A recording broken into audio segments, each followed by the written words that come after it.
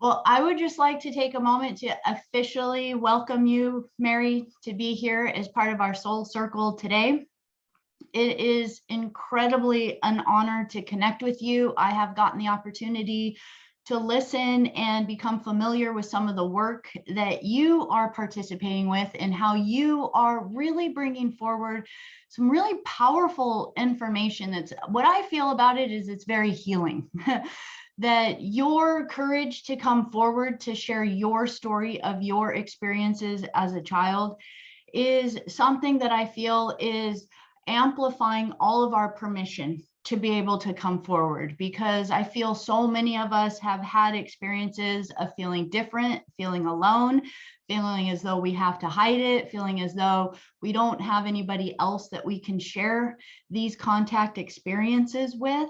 And so with that, to everyone here in the group today, I would like to just introduce you to Mary Edwards.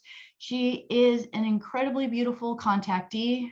As a child, she had contactee experiences, but the majority of her life, she was not having the freedom to express it like many of us have been through. And through your life's path, Mary, of expressing yourself through your creativity, your architect work, or your creative expression, that what I want to be able to allow you to do today is to share with everybody how it started coming forward for you to begin to get those signals, those little nudges in your life that started having you explore what had happened as a child, and to be able to bring that forward and share it with others.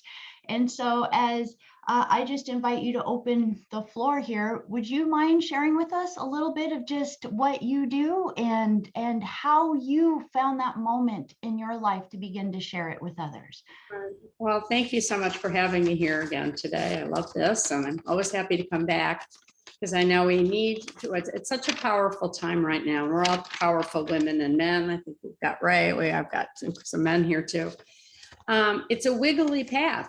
I'm 71 years old, and until this last 6 months, and I've talked to my dad, who passed about 10 years ago, I finally gotten validation for some of my trips when I was a young girl, which I'll get into because we have, an hour and a half or an hour and 15 minutes to talk about it. So it hasn't been easy. I'm just going to say, well, first of all, let's start out with a positive note. I'm just so glad it's 2023, 2020, 2022 made us stronger, made us braver, made us more resilient. So I don't ever, I just say to people, let's just not complain about it anymore. Let's just keep moving forward. It's all been hard for everybody, even though we have a smile on our face and we're smart, creative, strong people. The world has been difficult. Our lives have been difficult. It has not been easy for me. So I'm grateful to be here to share some of these really weird and wonderful that I finally know now at 71. It's been all worth it, really, because everybody goes through stuff.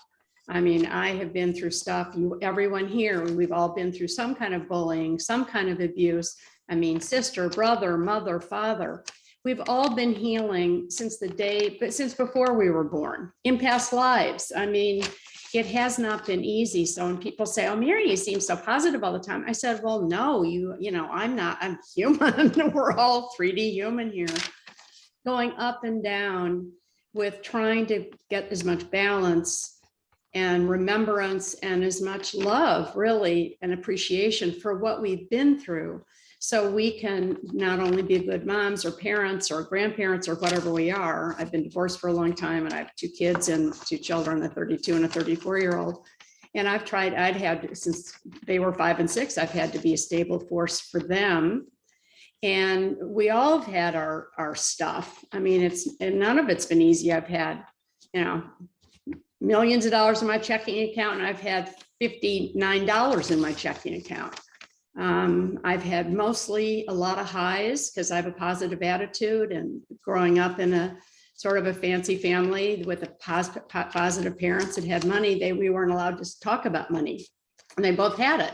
And so anyway, I've been bumping along, teaching myself, learning myself to teach myself to learn more every single day, because it never is the way it looks. We've all just, I'm sure we've all had some aha, like annoying moments over the last week. I mean, and we continue to do that because we're strong and we want to keep being more effective, more resilient, more capable to really be able to help ourselves and others in this process.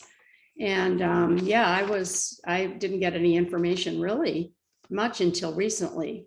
But I think just before I even start in with my background and all that, I just want to say I'm so grateful for all your courage to be here and to share anything you want to have. I mean, nothing freaks me out anymore. I have been rich, I've been poor, I've traveled all over the world. Oops, sorry. This should not be on right now. Anyway, we've all been through things, and just to have this kind of a community that you have here with Becca B, buzzing, helping you all be here now, is such a beautiful thing. And if I hadn't had, I wish I'd known you earlier. I'd love to join in for some of your other times too. But if I hadn't had that quiet time during COVID, I think we all were forced to go inside. Yes, it was awful, but we all were forced to go inside to feel the dark corners and to come out of whatever closet we were in, whether it was emotional, sexual, physical. We watched people die around us. It was actually, we watched with the stress that parents went through. I was so glad that my children were older. The kids are, to me, are probably the hardest hit of all this.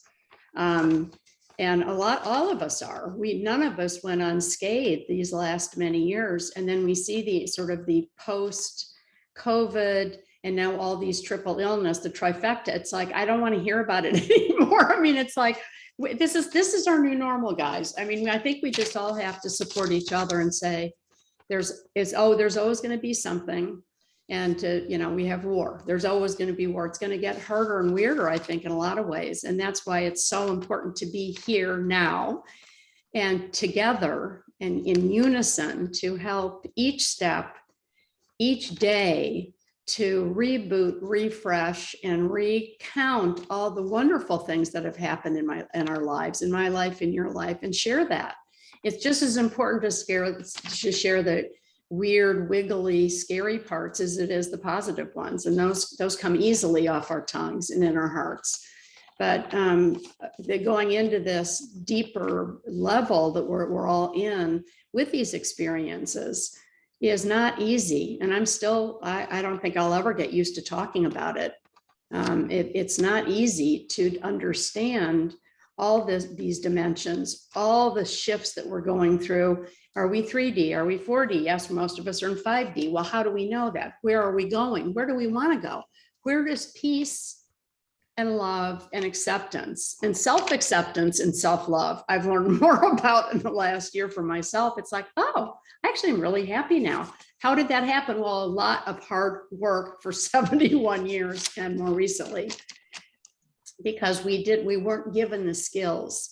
Maybe you each had one parent that talked to you about your experiences or had some spirituality. I didn't till the last few months. I mean, I knew my parents were both really interesting. We traveled. They were smart. They were creative. Mom was an artist. Dad was a rocket scientist. Everything looked good on the outside. But until I get older, and now I'm a senior, and I feel like I'm a 1-year-old just waking up, which I'm sure some of you all do too, because the more I know, the more I don't know. I don't know anything anymore. But I know when I share with others that I keep learning more, and that's why we continue coming back and back and back for more, and really rely on a safe haven like what you've created here, Becca, to I'll be able to say without shame or without guilt, without fear, without judgment. Because I grew up with judgment as religion. I mean, we all grew up with our parents feeding us the information and then their culture and their community. So we got a lot of that repetition in the schools and even in travels. I mean, if you only go to certain places and travel, and I went all over the world, but thank God then I had a rug business in India for 10 years and Hong Kong. I'd been to a lot of places, but when I went back on my own terms and was beaten up once and had my purse stolen 3 times and I was attacked sexually. I had a near-death experience. I mean, it was like monkeys stole my camera off my back one time in Tibet. It was like, oh my God, they're negative monkeys too. I mean, they didn't mean to. But anyway, I'm just creating sort of a palette here of all the colors of what our lives are, and being an artist and a designer and teaching kids, 6 to 12-year-olds, teaching college students. I help seniors right size into their new places, into their new spaces and places. And it's really all about connecting inner and outer space. That's what my tagline has really been for 50 years with all my design work of wellness interiors, going sort of through the back door into people's hearts and homes and environments, whether it be the space station interior for NASA that I did, de-stressing astronauts, or teaching 6 to 12-year-olds that had learning issues like me. I have every single one almost that there is. So does my son. And then I taught suicidals at the Boulder Community Hospital. I worked on hospitals, designing hospitals to bring more aesthetics and color and healthy plants for cancer patients. I mean, we all do whatever it is that our path is, as long as we stay focused, grounded, and elevated at the same time. Being a Pisces and I have 4 planets in Pisces, I just want to go where it's really nice. I want to flow all day, every day. And I have only really recently learned in my later life that, I have to accept mean people that bullied me, or teachers that I had when I was young that made fun of me because I could draw something well, or I could write something, but I couldn't do math. I mean, it's, we go all through the stages. So to your point, Becca, earlier, it's been step by step, stage by stage, day by day, because we all get triggered off the wall. Yikes, we get trampled in a heartbeat sometimes by a family member, a husband, a boyfriend, a child, and we don't know what to do or how to regroup after any one of many of those sad, glad, happy, terrible, mean, abusive situations happen. So basically, all I'm really saying is we all have been through a lot, and we've all been through almost everything that we all can cope with. And if you've researched past lives, which I have, I've had so many great ones, and then ones with my family and my sisters and my members that I go, oh, no wonder, no wonder. So the more research we do that we can afford to do or take the time to do, the more information we get, because information is everything. And I never thought that in my later years, I would be able to talk to my dad, who had passed, and say, why the hell didn't you ever talk to me when I was on a spacecraft with you at age 5? And he said, we weren't allowed to. I worked with the government. I worked with NASA. I worked with the military. He was in the Navy. He was a pilot in World War II. And he said, we were sworn to secrecy and told to keep our mouths shut. And I had to, and I did, but now I can talk to you. I never dreamed that I would find peace I'm 72 in March. I never thought I'd find peace now after 5 or 6 phone calls with my dad to find out that I got the wiring like he got the psychism, the interest in space, or the workaholic, helping heal interiors. He did rockets. I'm a woman, and I just happen to do BFA, interior design, architecture, sustainability school, because I never felt good enough. I never felt worthy enough, because I grew up with such smart men in my family. My mom was really smart. My dad was a rocket scientist, went to Princeton. His brothers were rocket scientists who went to Choate, Princeton, Northwestern. My grandfather was that. My other grandfather was an architect who had a design build company in Chicago. So I grew up with earth, space, and outer space, which I know has saved my life, really, because I saw people loving what they did, working really hard, not talking about it, just being the example. And as a single parent for many years, I'm sure some of you all are too, I had to go, okay, just keep your trap shut and don't say anything negative about my former husband, because he did birth them. And I haven't said anything for about 25 years to my kids, and I'm very supportive. And I always have been, because I know that you know, that other people don't have the capacity that we do. I have a different capacity than all of you do. I never had a great capacity for meanness, which a lot of us don't. Who does really? But I'm strong, but I've always been so multisensory and multidimensional in certain ways that I get my feelings hurt, even still a lot, even though I respond to it differently because I know it's not worth fighting back. I know now how to use my language a little more carefully. And all I do know now is maybe one of the oldest ones here, which I love being. I always have been the oldest one in the group with a lot of younger people at jobs and work that I've done and working with startups and working in hospitals. I was always the one saying, we got to do this and this and this. I have always had a voice to ask for what I wanted. And I learned more of that too, more and more over time. But anyway, so, you know, it's not just something we can say, oh, we had 5 wake-up calls. It's a wake-up call, really, isn't it? All the time from childhood to teenage and high school and college. And then, thank goodness, we're in this incredible revolution now, really, this renaissance, the second space race. I grew up with the first space race in the 1950s. And because my dad was a rocket scientist and my father was a rocket scientist, and my other grandfather was selling coffins and doing a lot of work for the World War II, I grew up with people who were involved in every level of space, earth building, you know, just all these things. I was like, oh, well, I want to do that too. I want to be that in the girl form that isn't really seen or heard in the 50s. Like, I wrote NASA at age 9 to be the first woman astronaut. And I asked Dad recently, like a few weeks ago or a month or two ago, I said, well, were you the one that gave me in 1960 the address to NASA that was down in Huntsville at the time with a totally different logo? And he started laughing on the phone. I was talking to somebody else because I don't know how to channel to Dad. Hopefully I can someday.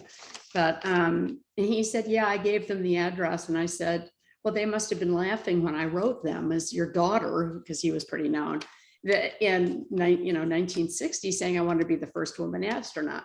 But my point is, I still made it to NASA with an art degree and design degree and a little bit, 2 years architecture school, not the whole thing, because I got hired at NASA and I quit the architecture department, which I was happy to do and take over the job of my dreams.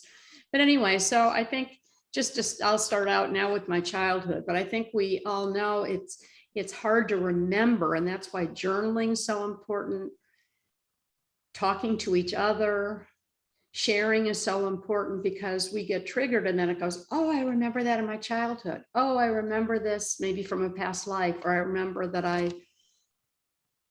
my sister, my brother's really been mean to me and I need to address that, or just back off because we can't fight City Hall, where there's certain things we just can't,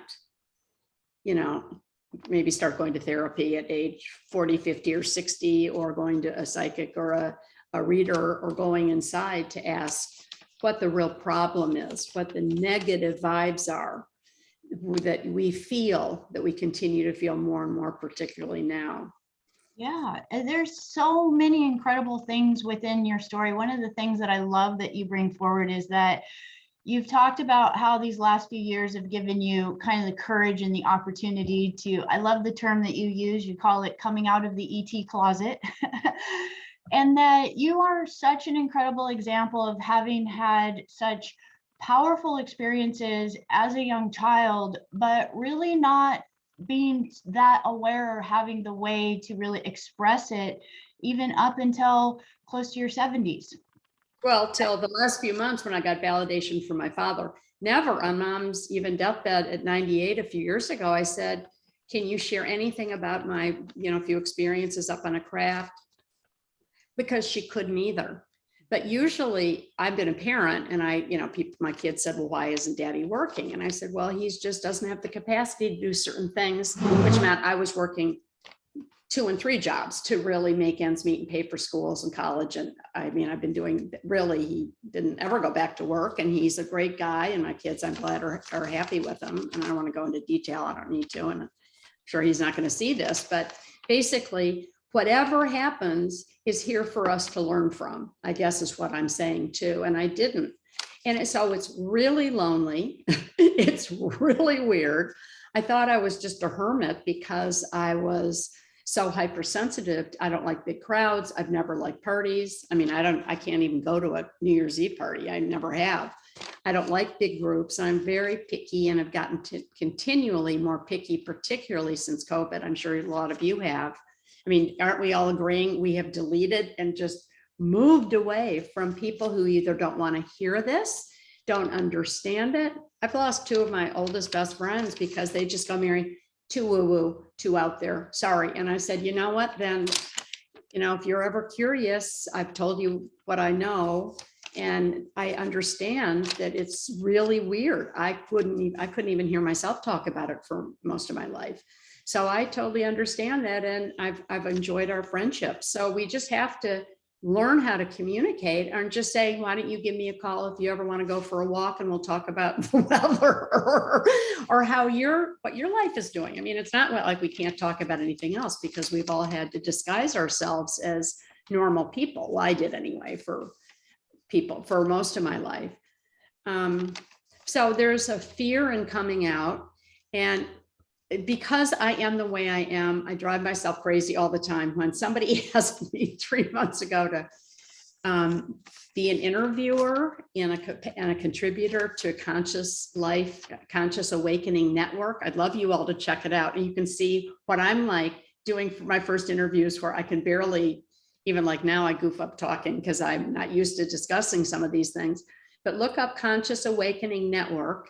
And she said, Mary, some people are really liking you. Would you like to pay a little bit more every month? Because you don't just I don't get paid to do this. It's not like, you know, go Barbara Walters, but I mean, I don't get paid to do this, but I wanted to be a part of sharing my story so other people could share their story.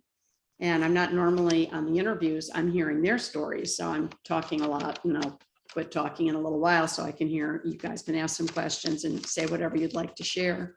But anyway, so I dove into that back. I don't know if I mentioned it last time, but Conscious Awakening Network is a really wonderful new streaming service. And I'm not just promoting it because I'm not a huge promoter of myself, but I'm just saying, I did it.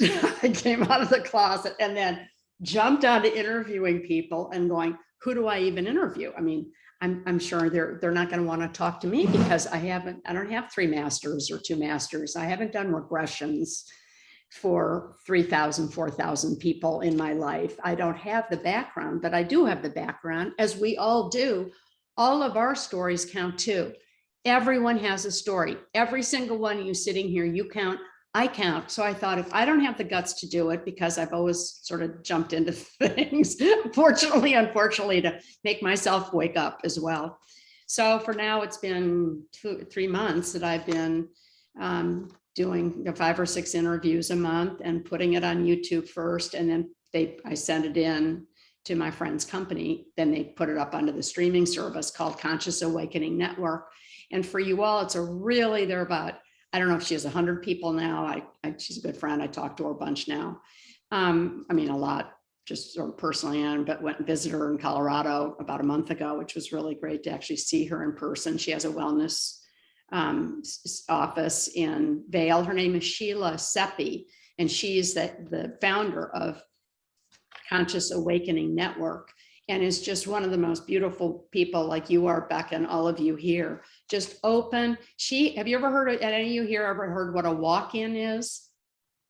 Yes, absolutely. 25 years ago, she was married to somebody, woke up one day, that's not my husband, this is like my life, totally changed it, got out of her marriage, married somebody new, set up her wellness thing.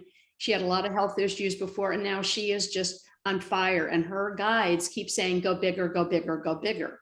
So and I've been telling everybody else my whole life, go bigger, because I've always been sort of like a coach to people and inspiration to people, but I never did it as much for myself, really, because I was too chicken.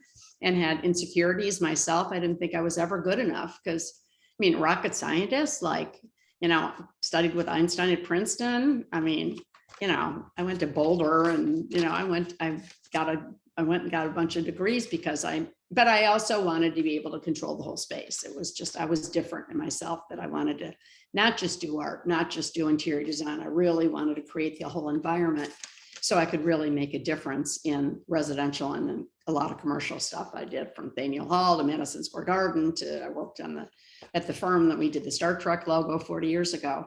So I always wanted to work at multifaceted design firms that would satisfy my needs. And they didn't really have them back then until this one I found in Boulder when I was going to college. And I walked in and I said, I want to work here. And they said, well, jump on. And it was, you know, and it's always sort of been that way. If we put ourselves out there a little bit and we're honest and we're reliable and we show up and we work hard and we're nice, then we can really do anything we want to do. And I really believe that if we can find our own self-confidence or whatever the thread is, and I know because of all this work I've been doing the last couple of years, spending a little more money than I wanted to, talking to a lot of different people so I could understand all the weird, you know, we're all multidimensional people, right? And I didn't know, like, why did I have to do art? Why did I have to design? Why did I do, I mean, I knew it because I grew up with all that stuff, but I just wanted to find out about really what made me tick. What really am I supposed to be doing here? And I'm really doing, and I've always asked, and I will ask till the day I die, and in the next life, I'll be asking probably, unless I'm an egomaniac or something, being something weird next time. But it's all about doing whatever that little part is, because we're all here to play a part. And I've played my little part. You all play your little part or big part. I mean, it's all big parts. I mean, even saying little is still a demeaning thing that I do to myself. So I'm not going to say that anymore. Okay, let's all agree not to say that anymore, or I will here today on New Year's Day. But whatever we do is we are playing our part, and that's why we're all here, as we know, on the planet at this time. Because the biggest revolution, it's been 26,000 years of, you know, every cycles go every 26,000 years. We've had, you know, 7,000 years of patriarchal control. Sorry, Ray, sorry, other men here, I can't see. But, you know, we have been, you know, and I grew up with what is one of three girls with 3 rocket scientist uncles and no sons. And I'm the only one that was like, I'm going to take space on. And my daughter worked at NASA. She's at Salesforce now, but I said, you and Lizzie and Alex, you can do it. You can be and do whatever you want to do. Just be it, decide. And they're both totally different. For any of you who've had kids, you know, they're always different. All kids are different. My sisters and I are different. My children are really different, but they're good people. And they work in the community and they know how to take care of themselves. I taught them how to be really resilient and do your taxes. I said, you graduate from high school, you learn how to do your taxes. I don't even know how to do them. I don't want to do them. I'll hire somebody to do them. I know what I'm good at and what I'm not good at. But anyway, that's all we want to do, is be as responsible and as kind and as loving. And we all know ad nauseum now that we need more loving kindness in this world, and more love and more, you know, pick up the phone. I called 2 people today before this, after I cleaned up all the water off my patio. 2 friends of mine that are very sick, who may not be with us in the next few weeks. And I just have wonderful 2 long talks. So every day for the last, year and a half, I check in every day or every other day. I either text somebody and say, how are you doing? Or I give a call on like New Year's Day, like I did today. Call anybody. I talked to my older sister who's not doing well, that we were with for a couple of days over Christmas here at the beach. And I just said, how are you today? You know, I mean, we do that, but we need to do it a little more, because we are the light workers here who are lifting and are going to continue to lift. And the more confidence, the more whatever it is. I mean, I don't really know how to do anything. I can't talk to people who have passed. I can do spaces. I can help coach people on the phone, which I'm doing a lot more of, and just say, if I don't know how to do that or that or that, I have enough people now that because I've been in this world and I've interviewed so many people and I've asked so many people for help in so many different ways to work on my ADHD, my dyslexia, my post-traumatic stress disorder that I got from going from on a craft and having 1,000 eggs taken out of my tummy when I was a 5-year-old, which I'll talk about in a sec, on a craft with my dad. And that I asked on and off my whole life, what were you doing there with me? So anyway, we'll move into that right now because I've been sort of going on about other things, but I just think really what the bottom line is, it's writing our truth, drawing our truth, sharing our truth, whatever you enjoy doing. We have to be passionate. I've always loved interiors. I grew up, I pulled out this one picture. Oh, maybe I didn't. I do. It's in this mess here. Oh, and also I have a sense of humor. Look at my mother. She was so prim and proper, but she'd send out these Christmas cards or these, and I said, Mom, that one is too insane to send out to all your friends, like the Wrigleys. I said, they're all going to think you're nuts. And she said, Mary, they love them. And I said, I know they do. And I can remember my dad saying, God damn it, Betty, I don't want to do any more weird things. Writing with lipstick on your back is so weird. And I found this, I sent it to my sisters today. I mean, how insane is that? So no matter who Mom did this her whole life. She used to have see-through parties. Yes, and it was with Senator Percy, who lived next door, and all these people. And everybody loved Mom because she was out there having fun and not serving filet mignon, but she'd have burgers on the grill and give out ice cream cones and I've always been that way too. So we don't have that. Come on.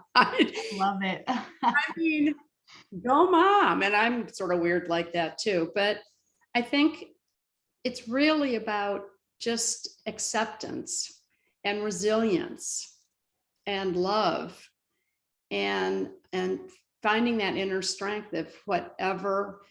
All of you write down 3 things that you're great at right now. And what do you want to do this year? What are the 3 things that you think you help with? And what do you want to advance to this year?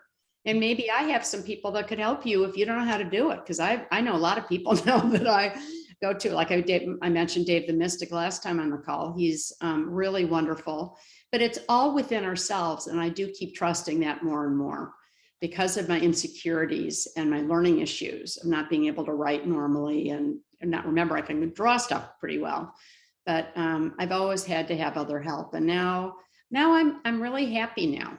I'm happy now. And it's taken a long time to just be settled with myself. Well, I'd love to kind of touch in on that because that is so beautiful. And it's a tremendous story. A lot of us here, part of our inspiration that you shared is the energy that you're bringing forward for the children. So many of us here within the group have not only had our own experiences with potentially being hybrid mothers, but also just the experiences that we're getting the opportunity to help our children with, our grandchildren with. And so one of the things that you've created is the book with Barbara Lamb.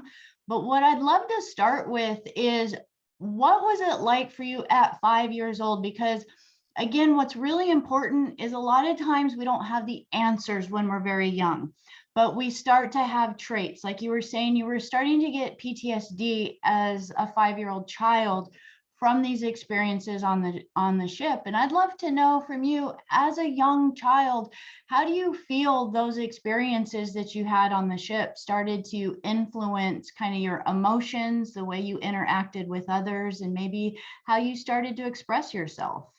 Okay, so this book has really made a big difference in my life.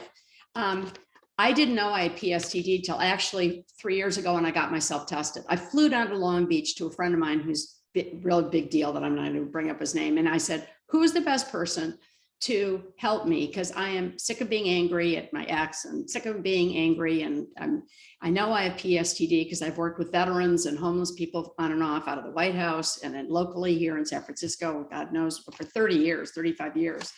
And anyway, I flew down and they said, you are 89% dysregular. And they said, how are you even functioning? I said, by my pure will, because I've been depressed because of that. But over time, and it's not something that just happens. Yes, it was scary. It was terrifying. But I also knew before birth that so anyway, I knew that I was, and they just said, take these vitamins, do these drugs, do this, whatever. And I said, no, nothing. I'm just going to spend more time outdoors. I'm going to change my eating habits. I'm going to take different vitamins because I don't like, and I've always loved Mother Earth, and I've always wanted the frequency of Mother Earth by spending a lot of time outdoors. But, you know, some of these things, and that's why I asked Barbara to do this book. So I'm just saying it comes, you know, a lot of us are older. My daughter is very psychic. My son is too. She doesn't want anything to do with it at 32. She is global community manager at Salesforce in London with her fiance. They're coming back in a couple of years. She was too woo-woo mom. She is the one, and I know that because I did her chart at birth. And I also know she's got the drive and loves connecting, inspiring people in a way, sort of like I do, but she's a younger version, like our kids are, grandchildren. They're all younger versions that we see parts of ourselves in, and they're very much themselves, and it's her drive and her hard work that's gotten her there, obviously. But anyway, and my son is just as an example, he came out, his chart was totally different. He's more chill. He's a triple Gemini. I knew he was slower. He came out smiling at me when he was born. Lizzie came out going, move away, mom. I'm here to change the world. So, and he was born with undescended testicles. We had operations. I spent a lot of time in hospitals. That got me into doing a lot of hospital work and working more with kids that had other problems, issues. So I have two kids that are totally opposite, like we all do. But anyway, so I'm saying that I didn't know I had PSTD, even though I knew that I had it in my whole life. I just was so focused on working and single parenting and helping other people that I hadn't. And I also didn't even want to address it yet. And I was sort of waiting for the second space race because I heard about the first space race every night at the dining room table from my father and stuff. I was waiting for the change in the climate and waiting really for my kids to be grown up enough where I could just let them go. And as Alex and I talk all the time about this, and I said, you know, you're changing plants, you're growing the Presidio, you know, the whole Golden Gate Park here. You're doing a great job, and they're not competitive. But anyway, so when I was 5, I went up on a craft. My father was with me, and I drew it in my. Did you put up, do you have any of those pictures? I can share the screen of the PowerPoint that you had. Well, yeah, I could, or you could, yeah, if you want to. I didn't have any other pictures. I apologize from the book. Well, this is just a picture of me and my dad walking on the craft when I was 5 years old. So if I'm saying, number one, draw it. Have your children, or you start drawing it, have your children or grandchildren start watching you do this. I shared this, and this I painted. So I started doing art when I was 5 years old. After the craft trip, I came back. We grew up in a big house on Lake Michigan in the backyard, and I started painting rocks and rocks and rocks and rocks and rocks. And these paintings that you can see here, it's the only thing that was left in my mom's house that I had done since I was a little girl. And I asked Dad a couple months ago, are these orbs, you know? And he said, no, those are craft that we took up a few times up to space together. I'm going to read what I wrote on this because it's his words. Well, I painted these pictures on wood and rock at age 5 after my first space trip. My dad just recently told me that they are Palladian organic shapes and designs of spacecraft, not paintings of planets or orbs. He said they're about 260 feet wide, hold about, you know, a small amount of people to 30 beings. Oh, here it is, and have multiple rings with colors. And I asked him, why me? But anyway, you can just leave that up for a second if you want, or you can just go through it. Yeah, just read through it a little bit. But anyway, so I knew that I'd been on the craft. I remember that crystal clear, even though it was glimpses, like most of us who are experiencers get glimpses of things. I don't remember going up through the ceiling. I remember being on the craft. I remember the bright lights. I remember the cold. I'll just show you a picture. Well, you were looking at that. I don't have it on here. I can scroll down. That's just me on it. I guess you can go back. Sorry, go back. Go back to that. Yeah, just that picture. I mean, I remember if you pull it up a little bit more. There. I mean, I just remember that was terrifying, but I remember my dad being there. I remember the ETs. It was just scary having needles put in me and all that stuff. But I remember the Arcturian, which I ended up putting an Arcturian on the cover. I love that. Little gray, because after, even before that, even in my mom's womb and in my earlier years, I knew everybody was looking at me. I used to say that in this. You can just flip through some of these things because I'm going all over the place, or I should have just gone through this. But there I was. I knew I wanted to be an interior designer at whatever I am, 6 or 7 there. And that my grandfather, who was the architect, I had that in my room. So I was always playing in that. And then I went through, I did 23andMe. I've had several regressions for Barbara and Misha Johnston and Geraldine. I've been told by my guides that I'm a hyper thinker, I'm a problem solver, I'm a flexible change agent. These are not my words, it's their words. Curious and open-minded. In the Claires, I'm super sensitive to spaces and everything. And I enjoy working together on different things. But then here are my brain blockages, because I wondered how much of my not wanting to talk about this was, or how much was really caused by ADD or PSTD. And they said childhood trauma, 23%, some of the abuse of being made fun of, the bullying by my teachers because they didn't get me. Even my piano teacher was mean to me. And then I was part of my lab and a couple other programs that I don't know anything about. And the guides have told me really on and off my whole life, they said, Mary, you don't need to go to that. And I don't think I really want to see that. And they said, you want to see everything because we know you're visual. You've been asking this to us for years. You don't really need to know all those things. And plus, when I do go off planet, he said, they said the frequency is so totally different. And you may not ever really be able to see that unless you really want to. So I don't know what more I'll be able to see or feel, but I remember age 5, age 6, and age 10 on the craft. So they took, I guess, about 1,000 eggs of mine because of my family DNA, and then what I've been doing off planet since I was 10 years old. But mostly my life is all about blending aesthetics, art, and architecture design, trying to create safe, happier, healthier environments for people is what my mission has been and my passion has been, and working with kids. So you can see I might have to come back and do one more because I have too much family history that sort of molds. Yeah, I'd love to know more because you were saying that when you were being taken onto the craft, one of the main reasons was because of your connection to your family lineage, that this has been happening for many, many generations, and that they were harvesting a lot of your eggs for these hybrid children.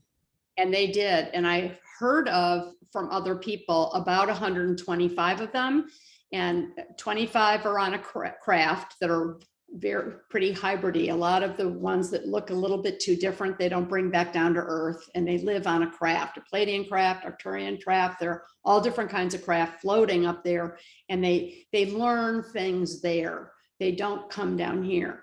Some of my other children, most of them are in their 20s. I felt while I was pregnant, and I don't know a lot about the hybridization really still. I'm never going to be an expert on that, but I know I felt pregnant even before, like late in high school. And I never had any experience with a man until I went to college because my parents were really strict. And I was terrified too. But I knew I felt pregnant on and off for up until really into I had my 2 Earth kids in my late 30s. Obviously they're 32 and 34 now, but I never really, I haven't focused on that. I know a bunch about that, but I don't know how much I'll really get into that. I've met a few of them on the phone who live in the Pleiades that are younger, that are really fun. I have not seen them in person. I can't find them myself. But when I was working on a Booby Heaven book with a friend who's passed, she said, oh my God, your Palladian kids just popped in. And I said, well, wow, that's so cool. Can we talk to them right now? So we started talking to the 2 girls, and the father was actually on the phone up in the Pleiades in spirit form. And he said, he said, thank you for so much for giving us your eggs. I said, well, how do you even get them anyway? And he said, well, up here, you know, he said, you know, it's not as precious as on Earth, which it is precious, and it is weird to even talk about, actually. Still very uncomfortable for me to really talk about it in a way. The Travel Channel flew me down to LA a couple of months ago, and I said, I will come down and talk a bit about my hybridization, because people are pretty interested in my background and my family background, all the way back 94 generations of space. My dad was also psychic, had gifts, and he has hybrid children, the same with my grandfather.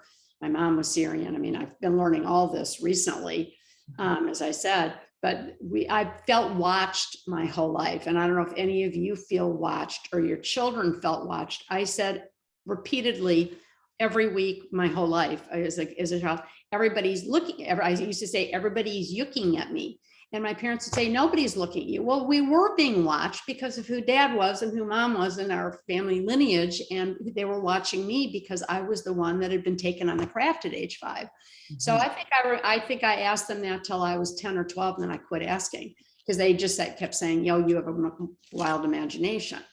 And then I'd ask my father and my parents maybe 10 or 15 times, what was the deal with dad with you being on the craft? And they'd just say, oh, you have a great imagination. So I just dropped it, like most of us do. So there's nothing really, it's still not easy to talk about it for people, but when you're talking to your children, yes, we can get into that now more, and get into that more on another time, because there's just, I can't skip along, because there's so many things we're talking about here. But it's just being open-minded. So anyway, so I knew I'd had all these experiences. I've been hearing in my ear for 15, 20 years, write the book. And I said, I don't have anything to write. I didn't know who I was talking to. And I've seen ghosts, I've seen angels, I've seen ETs, I mean, UFOs floating around upstairs, but up in the sky above my building here. But I haven't seen a lot of ETs. I know people have been here. I know beings have been here. And I know I've been listened to and responded to, not with light language, not with normal telepathy, but I know I hear things and I feel things and I smell things. I can smell different smells sometimes when they're around, when people are around me. So I went to, my first attempt to really come out of the closet, I flew down and went to Conscious Life Expo 3 or 4 years ago, right before COVID started. And I thought, okay, I told my kids I was going down to a real estate conference, because I've always had a real estate license, because I really didn't even want to tell anybody. I was going to a Starseed conference for 4 days. And then also Conscious Life happened to be at the LA Hilton at the same time. So I was sort of juggling both, as I always do, pack it all in. So then they said, oh my God, you have these gifts, you can see these different things. And there were people in the room like here, and I went, oh my gosh, these are all like normal looking people. And that was, I had been to psychics and different people on and off since I was 19 years old, but I thought I'd walk into the room and it'd be more different. I mean, I'm conservative, but I'm also way out there. So I'm not trying to be judgmental, but I just thought it would be a different group of people. And these were, total mishmash, like we are here, like every life is. And it was so interesting to be in a small group like what's here. And we all talked about it, and they walked us through a lot of different things. So then I started going to the lectures in the afternoon, and I went up and introduced myself to Barbara afterwards. And I said, I'm curious about hybridization. I know I have a lot of hybrid children. Psychics have told me since I was 19 years old that I'm a starseed and that I'm a baby mama. And when I go to my Indian sites with my rug business 40 years ago, they'd say, oh, starseed, baby mama. And then I'd go to my Hong Kong one, and then down to the Philippines, and I was having other stuff made in South America. And people would come out and they'd say, or I'd have a reading and they'd say, you're a starseed and a baby mama. It was like, oh, okay. And then here in California, I'd go to different people and they'd say the same thing. And I'd learn things about my past lives, where it was like, too much with this baby mama stuff. And I didn't even know if I was going to have children, because I was such a workaholic. And I think I was so creeped out by those needles. I hate hospitals and doctors because of this. And that's why I worked on so many hospitals. So I'm over that now.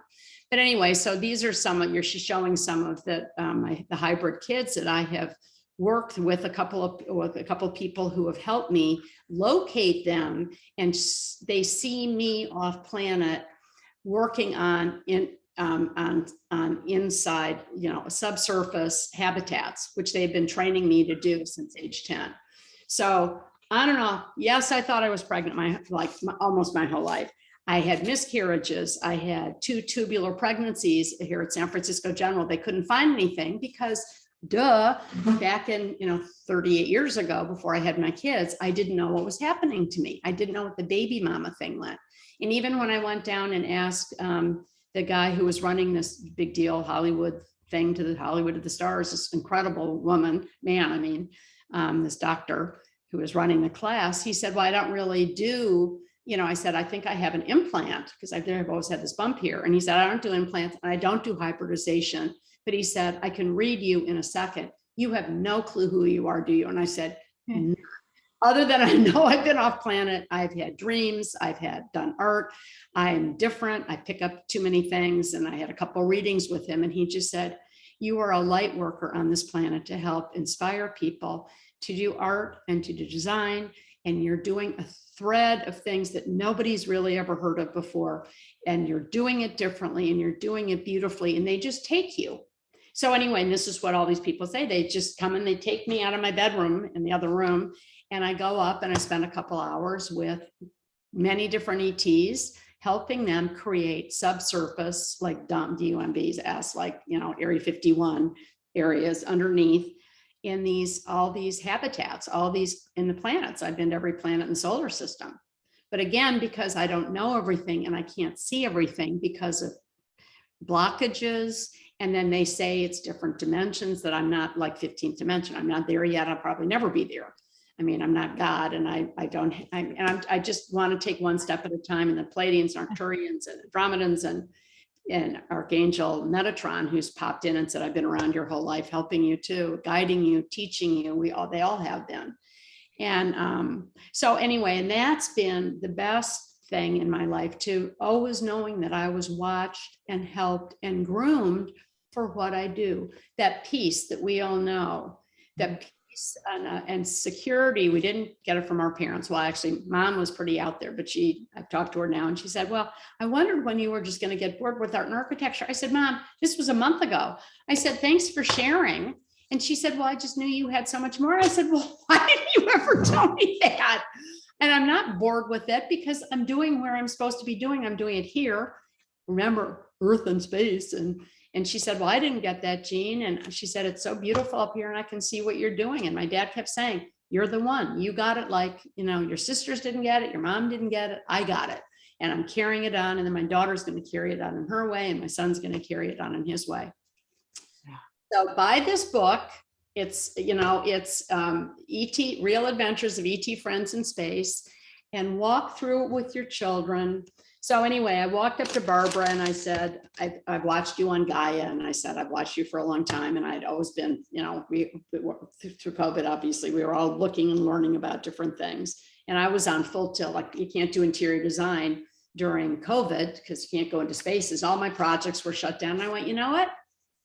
And I said to Mom, I said, no more. I'm going to start doing my art, which I have all over my walls here, of all my experiences, because I thought I was sort of crazy my whole life with all these things. So anyway, I started and I'm selling my art now. And I did 2 or 3 books, but this was the most important one. And anyway, so I interviewed all different people. They didn't really know I was doing that. I didn't say I want to do a book, but I went up to Barbara and I said, you're just unbelievable. And you've been doing these regressions. Can I fly down to San Diego in the next couple of months and meet with you? Because I have an idea for us. So anyway, we had dinner, and by midnight that night, I showed her a couple of the other books and I said, would you trust me doing this? I said, you can believe me or not, but I have had these experiences. She said, I totally believe you. I love you. And I feel like, we sort of had a mutual love fest together. So I just started drawing it. And I just said, I want it all positive. And I drew these. We took 18 of her regressions, real regressions that she had proven, because she's, just one of the best people in the world. I mean, best and most respected. So it was a delight to work with her and bug her every day for about 8 months last year to, and I'd say, do you mind if I put me at age 5 on the cover with an Arcturian, but I want to put clothes on one of them so it doesn't look weird. Other mothers like me. I put it on Amazon last year, and we get so many emails. We've done so many different calls. I get calls all the time now. What do? I say, buy the book. Even if your kids are 3 or 4, your grandkids or your children are 3 or 4 or 5, people call me all the time and say, oh my gosh, my 3-year-old was pointing at it going, like, I mean, people who couldn't even, who can't even talk say, or the mom or the parents say it, or the babysitter says, oh, I think I've had a weird dream about something that looks like, a gray or a reptilian, because I wanted to put some of them in the book, and just not to freak people out, but just to say that's a reptilian, that's a blonde Nordic, that's a tall white, that's a, blah, blah, blah. And then because we picked certain ones that were positive learning experience between parents and between ETs and kids, it's all about stories of friendships and learning between human kids and ETs. And that's what we wanted to get through. And I wrote on the back, this book is based on real accounts. I'll just hold it like that too. This book is based on real accounts with extraterrestrial beings of various kinds, as reported by children and adults who have had these experiences. We hope that our stories will inspire you to believe in possibilities and friendships that will come in many shapes, sizes, and styles. Both authors are experiencers themselves and are aware that many people who have been abducted, and I wanted to say that loud and clear so we didn't get attacked, that this is just all positive experience, because it's a scary experience. And then we learn, almost everybody I've ever talked to, which is thousands now, that it's a beautiful experience. But anyway, I just wanted to protect ourselves from negativity, even though it is a scary thing. That aware that many people who have been abducted report negative encounters, yet many share more positive events. We are committed to supporting the well-being of humanity and Earth and fostering good relations with other beings in space. So, I mean, all I can say is just say, I've had these weird experiences, but when you have a tool, because I taught college, and, it's always, oh, look at, oh my gosh, who's that little one right there? Is that your child? Robin? Your Granddaughter. Oh my gosh, hi. How are you? How are you doing today? Hi. Hi there. Pretty weird, huh? That's me in the middle with a couple little friends of mine. And this is what I do when I go to friends' houses and the husband walks in and goes, Mary, because I've done thousands of houses here for 40 years. They go, what are you doing here? And I go, oh, I can, I'm sort of coming out of the closet with these experiences. And then I sort of hide it, or the wife says, put it away, and then she drags her husband in, or a babysitter in, or whatever. But anyway, this is just a really helpful book to get. It's fear or love in life. We all know that by now, after saying it every day of our lives. And drawing, you have to have a tool. And I don't know, and I can't wait. I will send you a free copy. When I started this a couple of weeks ago, Healing Toolkit for Children and Parents. Beautiful. And it's a guide. So I'm doing another one I've been wanting to do, and I just have been too busy with other projects and stuff. And I'm designing a deck card with another friend, with Sheila. We're going to do a card deck talking about the stars and the planets. And this is going to be simple guides to ground and elevate balanced, happier lives. And I have all these notes. I haven't filled it all in. I only got to this yesterday because I was busy. Chakras are energy. So kids start learning about what the chakra, feeding the senses through meditation. And then we're going to have a section, of course, about ETs. If you feel like, how can we become still? I'm still learning that. Nature, put your phones away, meditate, choices to connect. We can connect with nature. We can connect with ourselves. We can connect with whatever modality that you want to. And, list of positive intentions for change. I will hire Mary, hire you, talk to other people, get me on the phone. People get on the phone with kids, and we walk through this. And I'll say, before the parents or the moms beforehand, what would you like me to spend half an hour on, because an hour is usually too long for kids. And then I say, create vision boards. So if you draw things, write things, sing things, and I will be done with this probably, and my goal is to have this done in the next couple of months. And then to do an action list of places that they can contact, because and then draw or sketch yourself. And then on the back page, it's gonna, if you draw or sketch anything, any little friend that you've seen in your room before at night, because it's usually in your room at night, it's a schoolyard or it's in your backyard. Usually we know it's a home. A home situation usually where they come and you get taken, and then happy quotes that aren't so scary, but it's just exposure. I just wish somebody had shown me this a long time ago. I mean, I don't do this to sell my book. You can get it online on Amazon, Kids Adventures with ET Friends in Space. I think that this one's like $14 in the hard copy, and then it's on Kindle.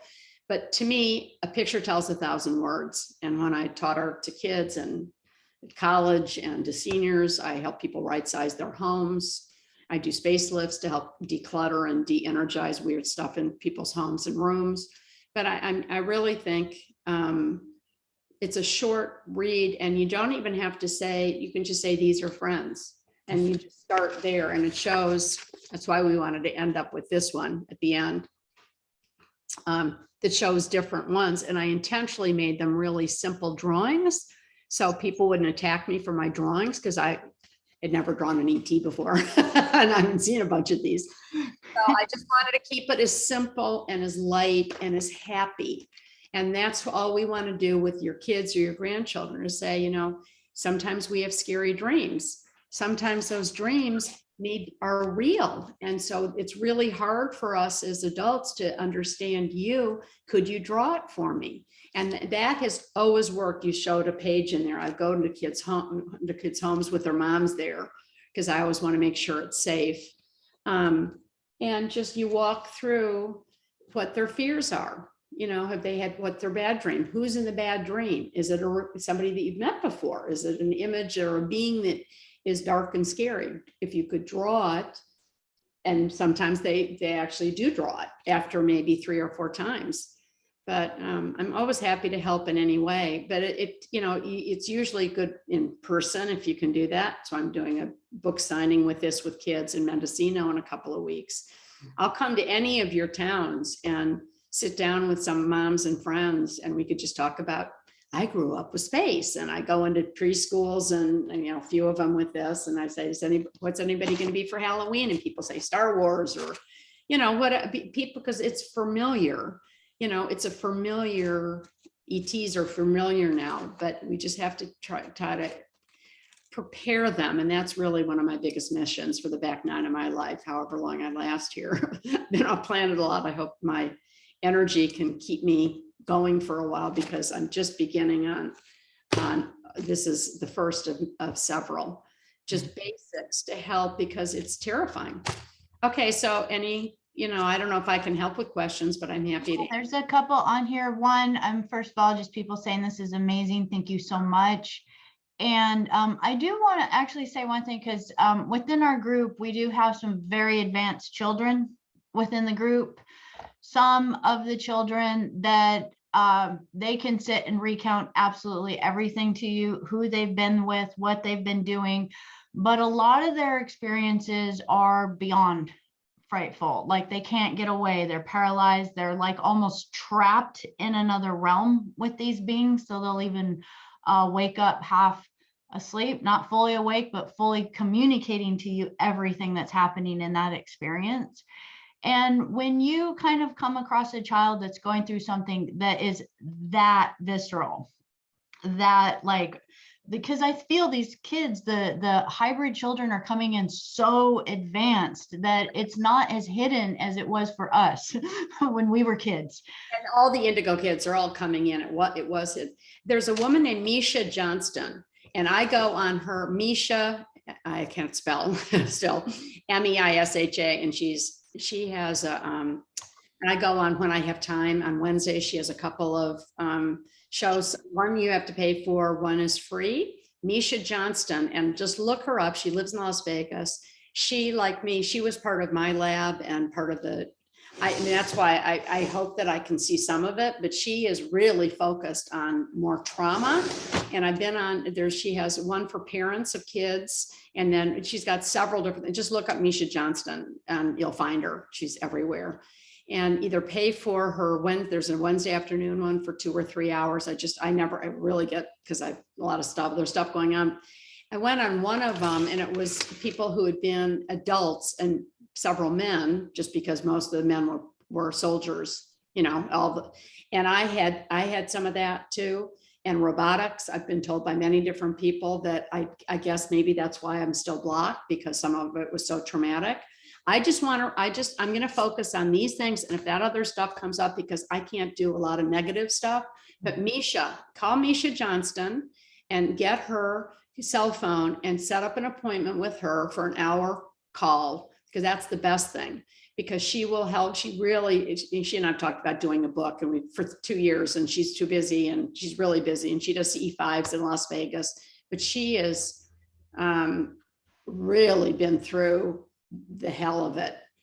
So she would be the best person, and she's wonderful, and she's done this for kids. Her mission has been this. And then I had somebody else, but she passed. She was a little bit older.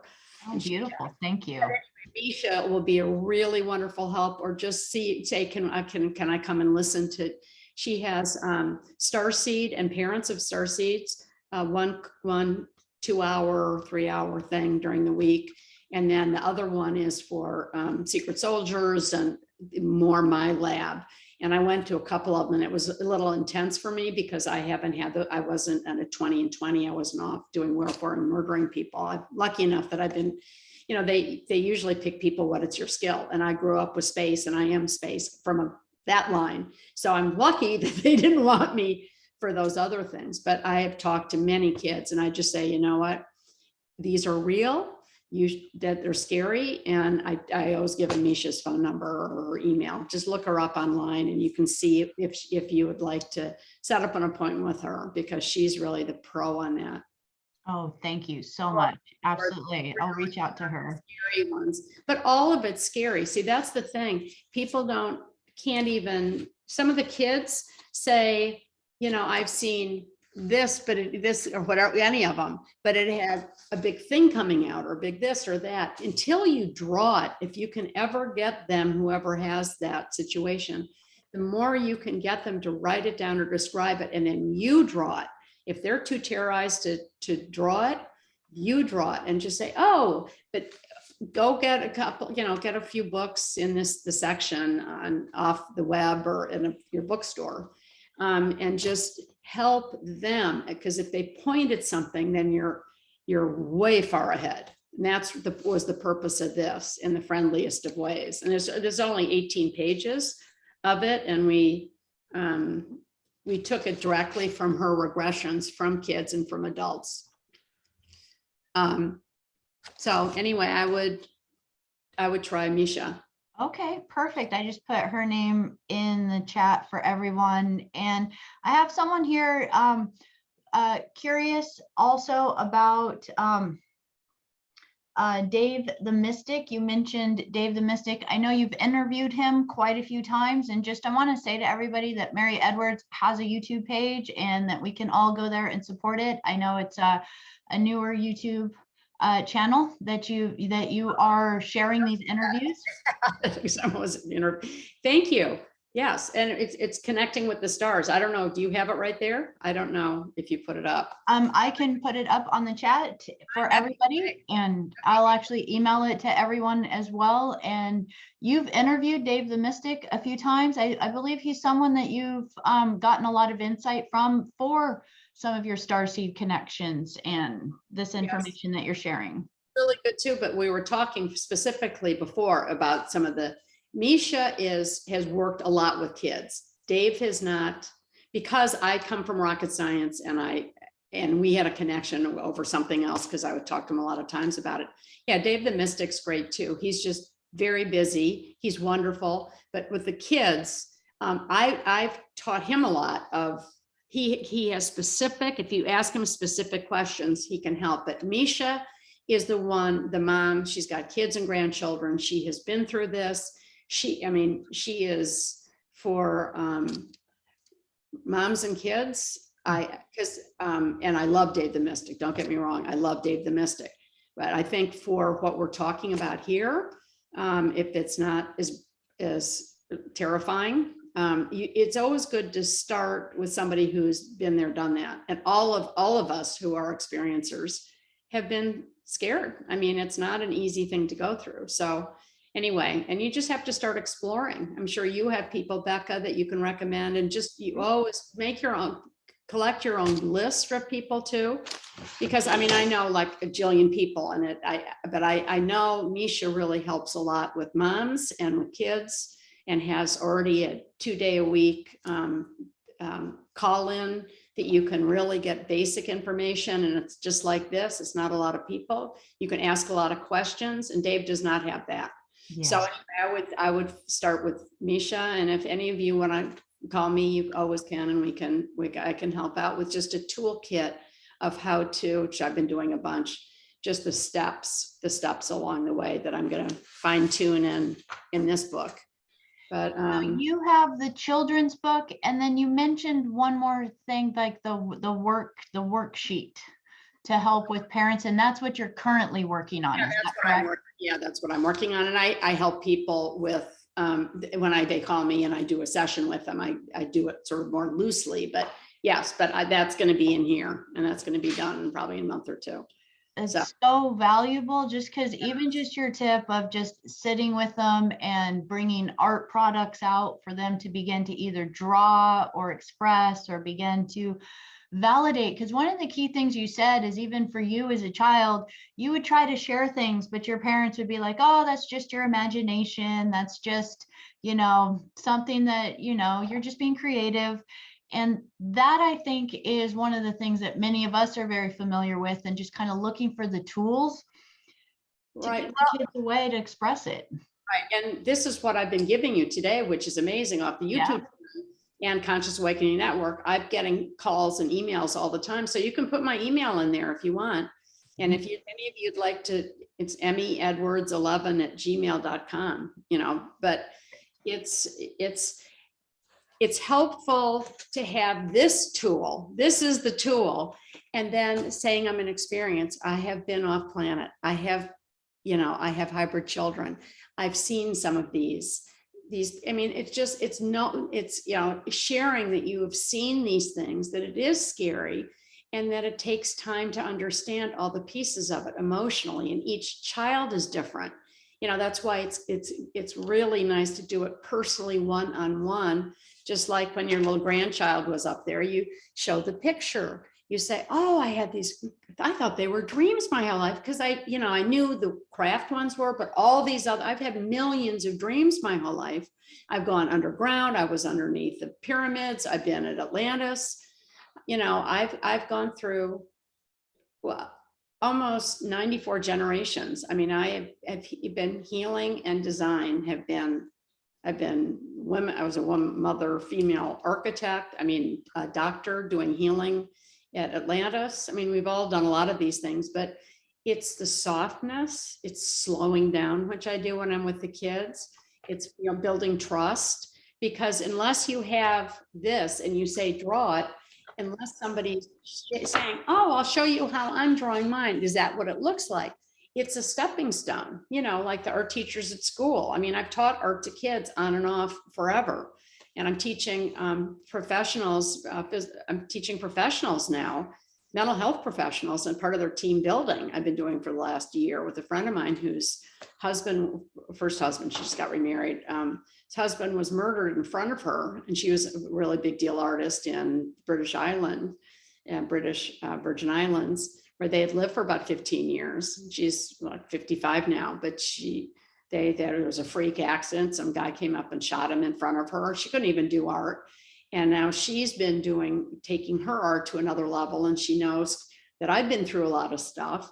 So I go in and I help her. And then now she's traveling, she's remarried, and she's traveling a lot. And so I just go and take over classes, and I do bright light, and all these mental health professionals are, 25 to 50 or 70. And then somebody brings up, Lucinda, because she talks about her murder, and they say, well, what are you doing here? And I said, well, I've been stressed out my whole life. I have post-traumatic stress disorder. and I've had a lot of help myself to just calm down, and my art has been my expression and my design to create safe art and safe spaces for people, because I am an artist and I do design. So I naturally know how to do this because I was trained in all of this for, and so that, and that's all it is getting somebody that the kids can really connect with. And I connect with kids and dogs and cats better than I do probably with more humans. I mean, I went to my friends the other day and I just spent the whole time with the dogs and the grandchildren.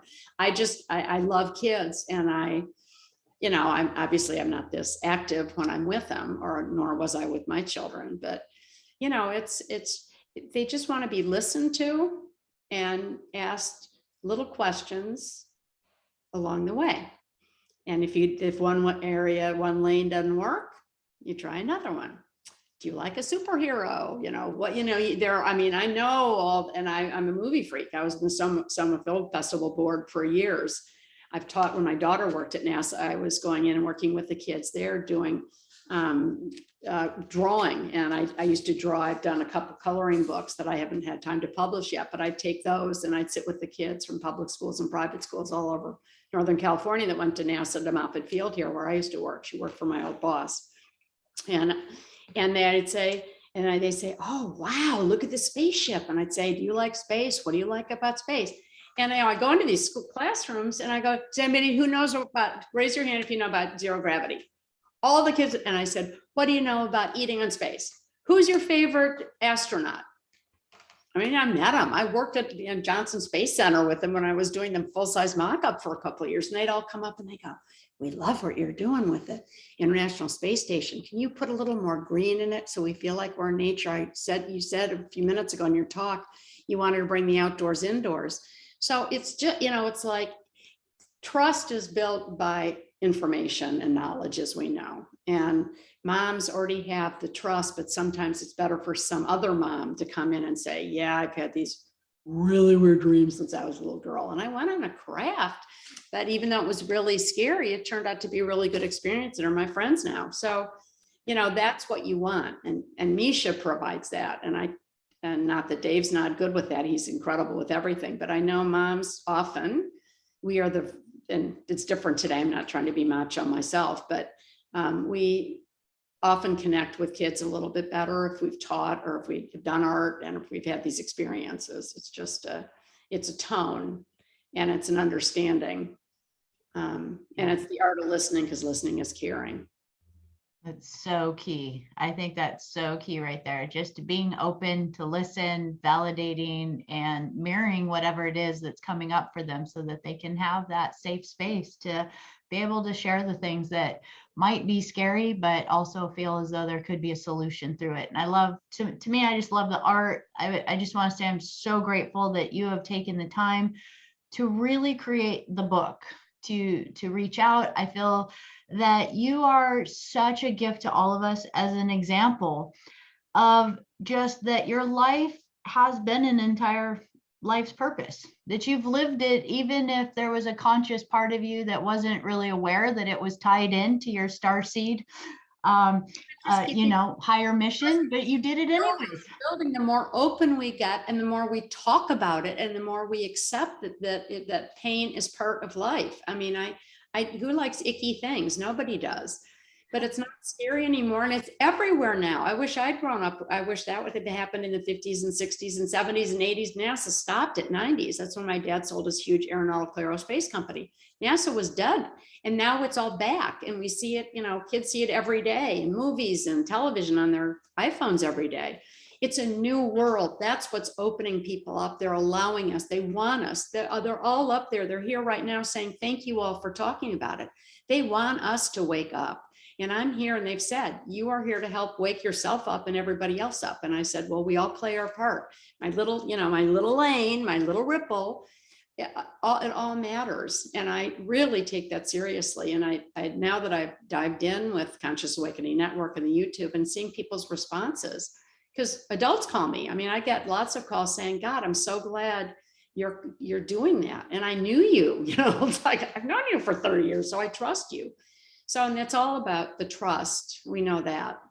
Yeah. And The kids have been so beaten up. I mean, they have PSTD from floods and fires and schools and no safety. I mean, I read all these things. I get lots of things because I teach, and it's just unbelievable. So they want a soft heart and a kind soul to listen, to bring it out. And it usually doesn't happen in one session. It usually happens over a few. So, you have to take the time. If there's any teacher that you could get, or a TA at your kids' schools that teaches art. But most people are still pretty, there's still a division because the government, we're the disclosure. So just work within yourselves. If you know anybody that you trust that teaches art, and I'm happy to do it. And when it's on a full screen, when I've done it with kids, I know how to wiggle through it and do it so it's not scary. And, it's all how our tone is. Yeah, I have one more question that popped through. I know you've mentioned in some of your interviews and things that you've shared that others have actually noticed you in the Pleiades teaching, and I'm curious about who you were teaching. Was it adults or children? And this question here is if you've been on ships working with humans in previous lives, if you've been connected to Earth for a while. Oh, so was that you? Or I mean, that's cool that somebody's been watching. I didn't know. I mean, I get a lot of comments, but I haven't really kept up with it. Yeah. 2 times in the last couple of months. Anyway, I've been told by my guides that they have seen me on other planets doing this. But when a friend of, 2 people that I am doing books and doing other things with that I know pretty well. One was doing a reading a month or 2 ago, and with someone else, because she does readings also on walk-ins and different things, not this as much, but walk-ins, because that's what she is. And she said, and I was telling her about the new book, and we had already been working on this other thing, and she was interviewing somebody, doing a healing on somebody else, and then I popped in there with a picture that literally I had drawn. So anyway, I have had glimpses of this, but I couldn't believe it. She said, Mary, this is really weird, but I was doing a reading this morning. And she said, you popped in. And they said to the guide, is this like Susan or whoever she was talking to on the phone, giving a reading to? And she said, no, it's Mary. And she knew it was me. I said, what was I doing? And she said, you had blonde hair, big eyes, you had a long white dress on, you were out in the middle with kids around you in the Pleiades. And I said, you've seen this in the book that I did. I said, that's so weird because I've seen myself in a couple of dreams, which aren't dreams, right? So I opened this up. She called me the next day and I was doing the same thing as I did her. And she said, yep, that was you. And I said, well, what else was I doing? I'm sorry, I butt into your, into your thing, but you did it anyway, because we were talking about helping kids, because I'm always talking about helping kids, preparing them for the future. And now in the future, our kids are the future pioneers. They are the voices. They are, the band that are going to open up. Anyway, she said, well, what? I said, well, what were you seeing? And she said, I saw you in about a 8 or 10 foot hologram floating around slowly, like Vanna White, or like one of those things on TV on QVC or whatever. She said, you're floating around, there were a bunch of kids below you sitting on the ground, and you had a book, just like I was just doing, because I'm always like talking to kids. And she said, you were floating around very gently, but your voice, so everybody could see you in this like hologram, talking to the kids, inspiring them, teaching them about this. And then I'm about to start crying. It was so moving. And then she said, and they were also, she said it was just like seeing it live. And then the next day I was talking to the woman I'm doing this with, and she had already told me that Archangel Metatron has been following me forever from the beginning. I didn't know that. And I said, I know Archangel Michael got me across the bridge when my car exploded, it was exploding. And I said, I can't drive across the bridge. Help me. Archangel Michael had never done that before a few years ago. because there's these black rocks came down and attacked my car. It was like couldn't use my foot pedal thing, and I couldn't steer the car, and I was going 50 miles an hour and I couldn't slow down. Anyway, I said, Archangel Michael, will you help me get across the bridge? I don't have time to break down here. And I don't want to like set them traffic, I don't want to screw up traffic. So take me to can you help me get across the bridge to where I used to work at the Presidio when I was doing sustainable and healing films with some people about sailing Peruvian forests and stuff. I've always done a lot of different things, make money and just good projects, good people. And anyway, so all of a sudden my car slowed down, went across the bridge. It was on fire. Cars were honking at me. My little Audi had flames coming out of it and I broken glass. And I was like, oh shit. I said, I cannot die today. Way too much going on. I am too happy. I can't leave my kids alone. Get me across the bridge, please. And I was like talking the way I talk. And so my car, he got me across the bridge to that parking exact place where I used to park every day. And, a couple of days a week when I was working on these films, these healing films. And then the car I jumped out of the car and it just went, and I bought a new car and I drove across the bridge and did that piece of art in the back page of this. But anyway, so the other woman said, oh, Archangel Michael, she said, Mary, don't we feel familiar? And I said, well, yes. I said, you've always been familiar when I've seen you and talked to you the last couple of years. And we were going to do a book 2 years ago. And then last year on something, this, because I know she is really into kids and Reiki master and stuff, but she's never done anything for kids anyway. And everybody loves Barbara's in my book. It's really nice that people are responding to it. But she said, well, we've been in together for 900 generations, 900 lifetimes, and you are here to do this and to do exactly this. And she said, I was just waiting for you to get ready to ask me again to do it because now we're ready. And I said, I know we're really ready. The time is ready right now to make these changes.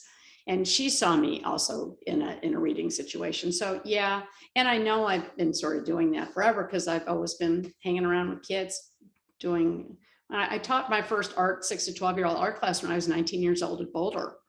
And I take the kids out from the basement of the Highland School and I take them down. We do grave rubbings and we talk about ghosts and we would build little things and we go back and do art classes. I mean, and I've went into schools with private kids and public schools and I can sometimes feel if somebody's liver's off. So I go and declutter and de-stress kids' rooms, which is so important for people like me or any of us who are ADHD or ADD and dyslexic to have. It's a hygiene of our mind, body, spirit, but really our space. So I've been doing space lifts, which I call them, for 35 years, for billionaires to homeless to I'll do anybody. I charge by the hour. I go in for a day. I fly anywhere, and I've done it all over the world. And it's just reshifting energy in spaces because I know how to do that because of my feng shui and some of my other trainings I've done. But anyway, yeah, I mean, that was really cool to get validation from a friend. That you've been doing it for a very long time and just led right into this lifetime too. So it's just beautiful. Another just confirmation how we can really trust that we are being led, through our heart, through our passion, through all of that. And even just your experiences of having, been very sensitive, overwhelmed, has given you the ability to really connect with children and in that level and teach them. So thank you so much. I really feel like I had a childhood because I felt like a lot of us who had this happen early on, and a lot of people have said we've never heard anyone 71 talking about it because, by the 90s, they weren't doing it that way. They were taking eggs organically. They didn't, and it wasn't so brutal. And I've asked Dad and a lot of few people over the years, I said, why was it? And they said, and the Grays have told me, they said, we're so sorry, Mary. We weren't meaning to be so brutal with you. I mean, I never thought I'd ever have children after. I mean, I couldn't believe I was pregnant. Then I had these many abortions. I was like, how am I pregnant? Then I had this double tubular pregnancy when I first moved here 40 years ago. And I have a scar on my stomach actually that's about this long. And they had me on so many drugs. I said, I think I had a miscarriage, but I don't know. I went in Friday into a hospital here, and then I came out Sunday morning in a room where a woman had just had a baby because they didn't know where to put me. And I said, get me out of here. This is not nice. I'm getting out of here today. I have to teach a class. I got to go to NASA tomorrow. I have a Academy of Art College teaching color tomorrow night from 6 until 9. I'm not being in here. You guys, I should sue you, but I don't. Just let me get out of here. And I don't know how I healed so quickly, but I know how I healed so quickly. I mean, I proved to them that I could walk 50 times around that hospital floor, because I said, I'll prove to you, because I'm not staying in this hospital. I don't do hospitals. And how dare you doctors to put me in a room with a woman just had a baby? She can hear this. So I'm leaving now. They said, no, and this was 40 years ago. And I woke up, you know, on an IV thingy, and I walked around, almost passed out. And I said, I'm out of here. This is just terrible that you would do this. And I got out. I escaped because we were strong women. But that really, and then when I healed in like a couple of weeks, I mean, I still have a big scar right in my tummy here below my belly button. But I thought, how could I heal so quickly? And it was like, oh, there's another one of those things.